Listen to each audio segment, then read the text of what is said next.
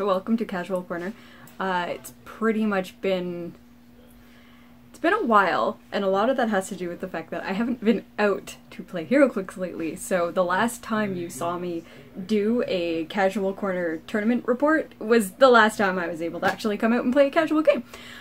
So today we had a 500-point Modern Age team, and I went with the female Furies from the Harley Quinn set. Now my team actually only came up to 445, because no matter how I tried to configure all of the female Furies, putting them all together, with the exception of one, there's always one left out, and if I put them all together, it made 505.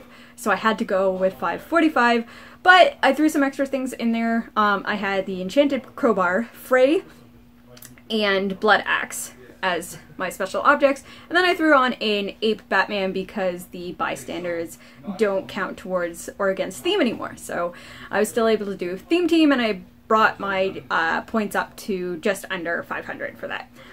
So we didn't have too many people out today, so we ended up doing a round robin instead of a Swiss, which basically when you have 4 people for 3 rounds, you're gonna end up going up against all 3 of your opponents. So my first round was up against one of our newer players and one of our youngest players, Hudson, and he was playing kind of just a mix of DC characters. So we had Green Lantern from Elseworlds, we had Superman from Elseworlds, we had the OP Kit Blue Beetle, we had a classic Wonder Woman from Harley Quinn, and Harley Quinn herself, Bronze Tiger, and Two-Face, I think was all that was on the team. I do have pictures of them, so you guys will get to see the team for whoever I forgot. Now, we recently introduced Hudson to the Krakoa map, and he fell in love much like a lot of people do. And of course, playing casual, we always play the rules for Krakoa. So he got to go first, and it was just a lot of positioning in the beginning, but the first roll that I made for Krakoa was an earthquake, so all of a sudden, damage! So my Ape Batman was just dead right away. So bye-bye, Ape Batman. And then his first Krakoa roll was actually an attack with Krakoa, which unfortunately ended up being a critical miss, but thankfully, because it's Krakoa attacking, he didn't have to take any damage for that. And because of the way that Krakoa is set up, none of the female Furies fly, and only Mad Harriet ignores hindering, and that's only when she's leap climbing. So I spent a lot of the beginning of the game, the first few rounds of the game, actually just kind of moving through the hindering because I didn't want to get stuck. I've played Krakoa enough that I don't want to put myself in the hindering to be able to move further next turn, just because there's that chance that if you roll a 5, all of that hindering becomes blocking terrain, you take an unavoidable damage, and you're sent back to the starting area. So that's not at all what I wanted to do. So a lot of positioning, and then he had a lot of positioning too, and we ended up basically all going to the one side of the map, except for Mad Harriet, who could leap climb over everything. She ended up on the one piece of elevated. So I managed to get some good shots in, and then I rolled for an attack with Krakoa and took out Harley Quinn. Just with Krakoa, because it was one of the lower point Harley Quinns who only had like 3 clicks of health anyways. But I felt like almost every other turn we were having an earthquake, and half of my team has damage reducers, but the other half didn't. So my big guys like Lashina and Duchess, and they are getting they're getting hit each turn from these earthquakes, and it felt like every time Hudson rolled, he got an earthquake, and every time I rolled, nothing happened. So we finally got it down where we were actually in range of each other to get some confrontation. So, but a lot of my characters had higher defenses, and Hudson was having the hardest time trying to land any attacks, where he needed to roll 8s pretty much all the time, and it were just not working, to the point where at one point we had a laugh because I told him to switch his dice, that his dice were just not doing it for us. So we had a whole laugh and conversation about the superstition of players with their dice. And we had in total 4 characters die to Krakoa alone. And then Mad Harriet managed to take out Bronze Tiger. And then Superman came in, but Superman was having a hard time hitting Mad Harriet. But Mad Harriet was managed to get her blades, and I hit like a 5 and a 6 on Superman. So like getting through Superman was she was doing crazy amounts of damage before Superman finally took her out. And he managed to kill a good amount of my players, between him actually taking characters like Mad Harriet out and Krakoa just taking out characters as well. It got down to Knockout and Lashina were on their last Clix, and I think I still had Stompa left, and so I had Stompa, Lashina, and Knockout left, and they were on their last Clix. So it's like, if he ruled on his last turn, if he ruled an Earthquake, he'd be killing half of my, or almost all of my team. And he managed to roll, and it didn't do anything, and then so I got one last turn and managed to take out the last of his figures to take the win, but he still managed to score a good amount of points. So my second round, I played against Jason, and he is playing an animal themed team where half of his team is generated by the other half of his team. So he had Peter the Hunter, which brought out the 4 Cravens. And then he had Squirrel Girl, who is constantly bringing out squirrels. And then he had Ace the Bad Hound, and Cosmo, and Hell Cow, and Chipmunk Hunk, and I think that was all he had. But he was moving forward with the Cravens, and we were playing on the Gotham City waterfront. And so, oh, and King Shark, because he wanted a map that was half water. So he managed to move forward with a lot of his pogs, and I was positioning with my Furies, and he made a big attack with King Shark basically jumping into the water, coming out, and killed Stompa in one turn. And then so much of the game was just me getting tied up in all of his pogs, where he was just making squirrels all over the place. He managed to get 2 squirrel men out, so that was a total of 12 squirrels had been on the board throughout the total of this game. And he did really good with swarming my team with these pogs, where it's like, okay, well, I'm not getting anything from killing them, but also I'm having the hardest time even hitting them, where my rolls were just crapping out, where even when I'm needing a 7, not being able to roll that 7. So he's whittling down my team, and he's getting some really good attacks where he's basically got me swarmed, but then that allows his other characters to come around and get me. And at one point, Peter the Hunter managed to kill one of my characters. I think it was Knockout, so that gave him a trophy token, which when he has one, if he would be KO'd, you remove the trophy token and he comes back on his last click. So I knew that, like, I needed to kill him, and so I made a big push and attacked him with like 3 of my guys to be able to knock out the trophy token and still get him out. I think my biggest achievement of that was Duchess at one point was trapped with 3 of the Craven pogs after her, and I managed to successfully make a breakaway with Sidestep, which was like the only successful breakaway I have made all day. Every time I try to break away, I fail. Even though it's a 50-50 chance, I fail. So the one successful breakaway, she managed to break away, and then energy exploded and got rid of all 3 of the pogs that were left. So all the Cravens died in one turn. I was very happy. Personal win condition right there. But I was still getting trapped, and he just managed to take out everybody. It got down to Big Barda.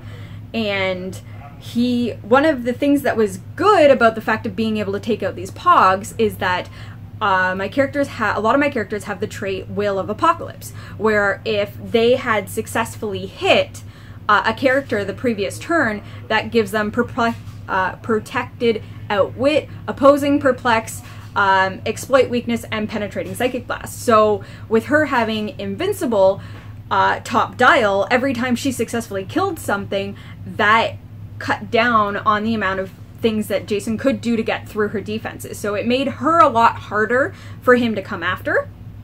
And a lot of the female Furies actually have this, and so it was working for other characters, but they weren't as successfully hitting as much as Big Barda was, and then I was finally down to just Big Barda. And then, of course, I had turns where she was double tokened because she's indomitable, but that meant that she's clearing and now she's vulnerable to his outwit and his exploit and penetrating. So by the end of the turn, or the end of the game, we made it down to last action, I had only Big Barda left. But that meant that he had taken out everything else, and he also managed that I had 3 of my objects equipped, and 2 of them, they're all drops, so whenever whoever's equipped with them KOs, they drop the object. So he was making sure that anytime one of my equipment dropped, he picked it up and made an object attack with it, which destroyed it and scored him points for my objects. So he was also scoring those points on top of scoring the points for my characters. So got down to last action, and the points came to, I scored 300 of his 500 and he scored 362. So it was the closest game that me and Jason have done in a while. So, but it was a totally fun game, so yay for that. Third round, I played against Aiden, who is our other person that was playing today, and he had a Gotham City team. He had Anarchy and Man-Bat and police officer Renee Montoya, Harvey Bullock, 2 different Robins, and a Batman, and possibly something else. And we played on the waterfront again. So this one, I had a slightly better advantage over his team just because he had like 1 or 2 big attackers, and then a lot of his cops were doing support work for him. So half of his team were these cops that are kind of just ignoring most of the time. But once again, I was having the hardest time trying to just roll a 7. So he had put the Anarchy bombs basically in the middle of the map, which had kept me pretty much on my side of the map, and I stayed there collecting my equipping my objects, and basically hanging back and letting him come to me, because if I push forward, he'll just blow up the bombs. So he had moved forward, and he had the ha-ha-ha Joker, that's the other thing that was on his team, and he tied up most of my team in this ha-ha-ha Joker. But I also remembered at this point that pretty much all of the female Furies have the Superman enemy, so I had a lot of outwits to work, and then the leadership on Barda, if you succeed, which I succeeded a lot of times in this game, you get to choose Empower or Enhancement. So, like, my MVP of that match was the Ape Batman, who was consistently doing like 4 damage, because Barda would get her leadership, she'd get Empower, and then the Ape Batman would come in. He's already doing 3 damage, so now he's doing 4 damage. One turn, I got locked in with the Batman, and I was basically doing I think I threw every single attack I could at him to take out the Batman, and I was like 1 damage short of taking him out in that 1 turn. And I had to use up theme probs because I was like missing rolling a 6. So I just really, really wanted that Batman to die, but I had to wait another turn for him to die. And he managed to take out Knockout, and that was it. And then my team was basically just kept running through his team, where with that Ape Batman doing 4 damage, and then Barda's doing 4 damage, and everybody else is doing all of these big amounts of damage. So comboing my attacks together, making sure that I can get, for whenever the time that my dice actually did roll, I was able to deal a lot of damage. And at one point, Stompa got into basically a fighting match between, it was Stompa and like all of the cops, because the cops had the PD team ability, which would drop the defense. They're shooting at range. Stompa is a close combat character. She ended up on the boat in the waterfront, so she had to at one point sidestep into the water to just trying to get to all of the cops. And we discovered that Harvey Bullock does 3 damage. Why does Harvey Bullock do 3 damage? And then you put Renee, or not Renee Montoya, but one of the cops next to it. Now he's got enhancement. Now Harvey Bullock's doing 4 damage and getting through Stompa's invulnerable. I'm pretty sure, like, we were super close to Harvey Bullock just killing Stompa on his own. So by the time that we had gotten down to last action as well with this one, where he had managed to put his ha-ha-ha Joker in such a position that I couldn't really get around him, where all of my characters were just basically locked in on him, and then every so often he would land on the click where he has plasticity. So I managed to get 3 tokens off, and he had 6 tokens to start with. I managed to get 3 tokens off of him, so I managed to get him down, but I'm not really scoring points doing that. So, or at least not the points that I need to be scoring. But by the end of it, I did manage to win because I had taken out Man-Bat and Robin and Batman and Anarchy, and he had only taken out Knockout. So by the time it did get to last action, I had scored the points that I needed to win, but it was, like, you know, it's a crazy fun game, because there's at one point where I really, really, really wanted to take out Harvey Bullock. This was my last kill. Basically the last action of the game. Really wanted to take out Harvey Bullock. So I had sidestepped Lashina into the water so that she could use her giant reach whip to kill Harvey Bullock. And my buddy liked just the scenario of it, that Lashina's jumping in the water so she can whip Harvey Bullock, that I missed the 6 that I needed, so he had Joker theme prov it so that I could have Lashina whip Harvey Bullock to death. And this is what happens when you play the fun casual teams and points rules are made up and the points don't matter and your friends prov for you. Overall, fun tournament. So happy to be able to get out again, get this out to you guys again. You get to see all my happy dancing. We are in the Comic Warehouse today. I am actually filming in my venue in Brampton, and hopefully I can get out more to be able to get you guys more tournament reports and more episodes of Casual Corner. I do know that we will be having a Die That Up coming up soon, and hopefully we can get something out of Jason, but he's been super, super busy with work. But thanks very much, guys, for watching, and we will see you next time.